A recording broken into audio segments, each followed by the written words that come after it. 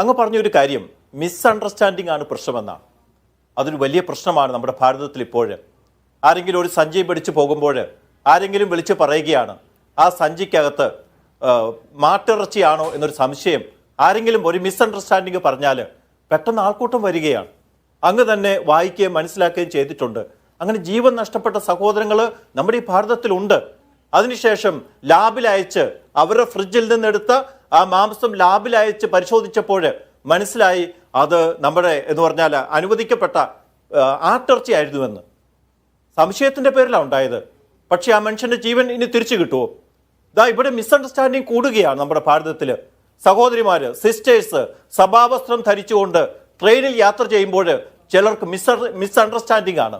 അവരുടെ കൂടെ ആരെങ്കിലും സഞ്ചരിക്കുന്നത് കാണുമ്പോൾ മിസ്അണ്ടർസ്റ്റാൻഡിംഗ് ആണ്.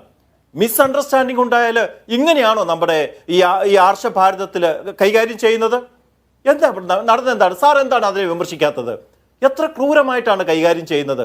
ഒരു വാക്കുപോലും അങ്ങയുടെ ഭാഗത്ത് നിന്ന് ബജ്രംഗ് ദൾ, ഞാനിപ്പോൾ എക്സ് ഓർ വൈ, ആ പ്രസ്ഥാനം വേറെ പ്രസ്ഥാനം ആവട്ടെ, ഇവിടെ നമുക്കറിയാം അവിടെ ഈ കാര്യങ്ങൾക്ക് നേതൃത്വം വഹിച്ചത് ബജ്രംഗ് ദൾ ആണ്. എന്താണ് അങ്ങ് വിമർശിക്കാത്തത്? അവർ ചെയ്തത് തെറ്റാണ് എന്ന് എന്താണ് പറയാത്തത്? അതുപോലെ തന്നെ അങ്ങ് കാണുന്നില്ലേ ആ സഹോദരിയെ അവിടെ കൂടിയവർ അടിക്കുന്നത് കാണുന്നില്ലേ? എന്തുകൊണ്ട് അങ്ങേക്ക് ഈ ഭാരതത്തിന്റെ ഒരു മകളെ കുറച്ചുപേര് കൂടി വന്ന് അത് ഷെഡ്യൂൾഡ് ട്രൈബിൽപ്പെട്ട ഒരു സഹോദരിയെ അടിക്കുമ്പോൾ എന്തുകൊണ്ടാണ് സഹോദര അങ്ങേക്ക് വേദന തോന്നാത്തത്? അപ്പോൾ ആ സിസ്റ്റേഴ്സ് എന്താ പറഞ്ഞത്? അവരെ അടിക്കണ്ട, ഞങ്ങളെ അടിച്ചോളൂ എന്നാ പറഞ്ഞത്.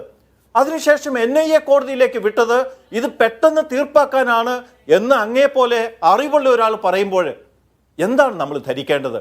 NIA കോടതിയിലേക്ക് ഒരു കേസ് ചെല്ലുന്നത് നമ്മുടെ ഇന്ത്യയിലെ ഒരു പൗരനെ സംബന്ധിച്ച് നല്ല കാര്യമാണോ? ഭയത്തോടു കൂടിയാണ് ആളുകൾ കാണുന്നത്. NIA, ED ഈ വാക്കുകളൊക്കെ ഭാരതത്തിലെ പലർക്കും ഭയമായിരിക്കുന്നുവെന്ന്.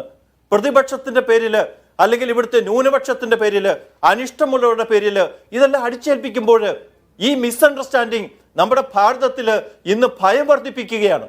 നമ്മുടെ ഭരണഘടനയിൽ എഴുതി വെച്ചിട്ടില്ലേ sir, we the people of India എന്ന് പറഞ്ഞാണ് നമ്മുടെ ഭരണഘടന ആരംഭിക്കുന്നത്. എന്ന് പറഞ്ഞാൽ എന്താണ്? നമ്മുടെ ഈ രാജ്യത്തുള്ള എല്ലാവരും ഒരേ തുല്യതയുള്ള പൗരന്മാരാണ്. എന്താ അങ്ങ് വിവക്ഷിക്കുന്നത്? ഇതല്ല കുറച്ചു പേര് സഭാവസ്ത്രം ധരിച്ച സിസ്റ്റേഴ്സ് അല്ലെങ്കിൽ താടി വെച്ച തൊപ്പി വെച്ച സഹോദരങ്ങള്, ഇവരൊക്കെ വരുമ്പോൾ സംശയിക്കപ്പെടേണ്ട വിഭാഗമായിട്ട് എന്നു തൊട്ടാണ് നമ്മുടെ ഭാരതത്തിൽ മാറിയത്. നമ്മുടെ ഭരണഘടന എങ്ങനെയാണ് ഇങ്ങനെ വ്യാഖ്യാനിക്കുന്നത്?